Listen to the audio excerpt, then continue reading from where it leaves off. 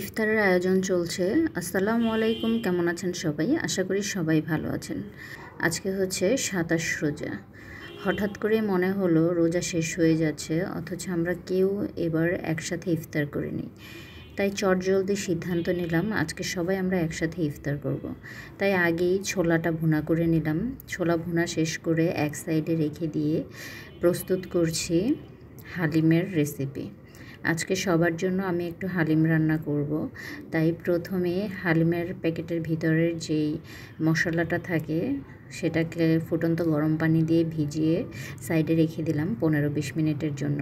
আর সাথে সাথেই হালিমের জন্য মাংসটা রেডি করে নিলাম।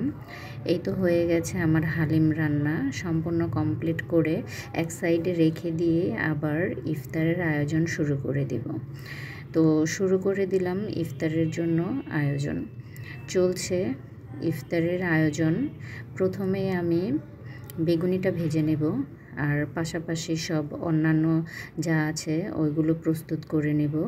একদিকে বেগুনি ভাজতে দিয়ে চুলায়, অন্যদিকে চলে গেলাম আলুর চপ বানানোর প্রস্তুতের কাজে। প্রথমেই আমি আলুর চপের জন্য মরিচ, পেঁয়াজ, ধনিয়া পাতা সুন্দর করে মেখে নেব। আর আমার হাতে যে সুন্দর গ্লাভসটা দেখতে পাচ্ছেন, এটা কোনো সাধারণ গ্লাভস নয়, এটা হচ্ছে গরিবের গ্লাভস, মানে হচ্ছে পলিথিন পেঁচিয়ে মরিচটা গুঁড়ো করে নিলাম, তা না হলে হাত প্রচুর জ্বলবে। যেহেতু আজকে অনেক মানুষ, সবাই একসাথে ইফতার করব, তাই মরিচও একটু বেশি ডলতে হচ্ছে, সেজন্য হাতে একটা পলিথিন পেঁচিয়ে নিয়েছি। আর এইদিকে আমার বেগুনি ভাজার কাজ চলছে, ওইদিকে চলছে আলুর চপের আলু ভর্তা বানানোর কাজ। এই তো শেষ হয়ে গেল আলুর ভর্তা বানানো। আলুর চপের জন্য সব কিছু একসাথে মাখিয়ে নিয়ে সুন্দর করে টুক টুক করে আমার আলুর চপটা বানিয়ে নিলাম। এইদিকে আলুর চপ বানানোর কাজ চলছে, আর ওইদিকে চলছে ঠান্ডা ঠান্ডা শরবতের প্রস্তুতি। সব কাজ একসাথেই করছি, আর সবাই চলে আসছে। ইফতারের আর কিছু সময় বাকি। ইফতারের সময় ইফতারের সামনে নিয়ে দোয়া কবুলের এই সুন্দর মুহূর্তে সবাই হাত তুলেছে দোয়ার জন্য। সবাই আমাদের জন্য দোয়া করবেন।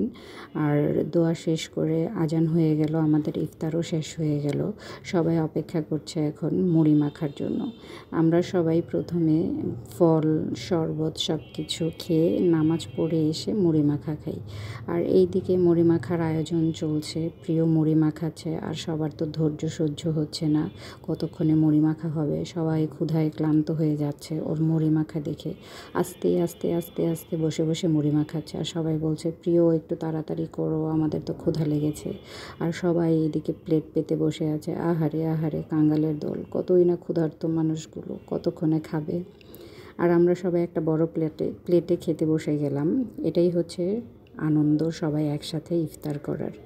আর এই দিকে চলছে মঞ্জলিকা সাজানোর পর্ব। আমার মেয়ে ওর চাচাতো বোনকে মঞ্জলিকা সাজাচ্ছে, বলছে আপু আসো আমি তোমাকে সাজিয়ে দিই। মঞ্জলিকা সুন্দর করে সাজাচ্ছে, আর ও বলছে হয়েছে হয়েছে, আর না, আর কত সাজাবা। এই দিকে সে নিজেও একটু সেজেছে, এই যে দেখো আমিও সেজেছি। সাজুগুজু কমপ্লিট, সবার ইফতার করা শেষ। এখন সবাই বসে গল্প করছে, তো ভাবলাম এই ফাঁকেই হালিমটা দিয়ে দিই, কিছুক্ষণ পরে আবার রাতের খাবারের সময় হয়ে যাবে। তাই এই ফাঁকেই আমি হালিমটা বেড়ে প্রস্তুত করে নিচ্ছি সবার জন্য। আজকে সকালবেলায় হঠাৎ করে মনে পড়লো রোজা তো শেষ হয়ে যাচ্ছে, এবছর আমরা কেউ একসাথে ইফতার করিনি। তাই ১২টার দিকে কি ১টার দিকে সবাইকে ফোন দিয়ে বলা হলো যে আজকে আমরা সবাই একসাথে ইফতার করব। আগে থেকে কোনো প্রস্তুতি ছিল না, হঠাৎ করেই মনে হলো, আর হঠাৎ করেই সবাইকে বলে দিলাম। তাই তাড়াহুড়ো করে তেমন কিছু করতে পারিনি। হাতের কাছে যা ছিল যতটুকু পেরেছি আয়োজনে রাখার চেষ্টা করেছি।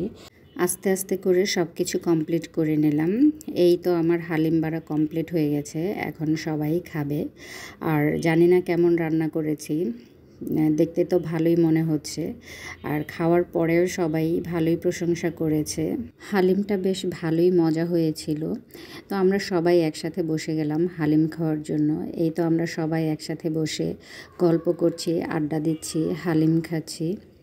পরিবারের সবাই একসাথে থাকার এটাই আনন্দ। আর যেহেতু আমরা সবাই পাশাপাশিই থাকি, তো প্রতি রোজায় একবার করে হলেও আমরা একসাথে ইফতার করার চেষ্টা করি।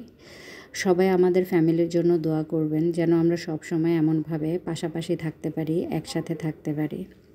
আর বাচ্চারা খুবই মজা করছে, সবাই একসাথে হয়েছে।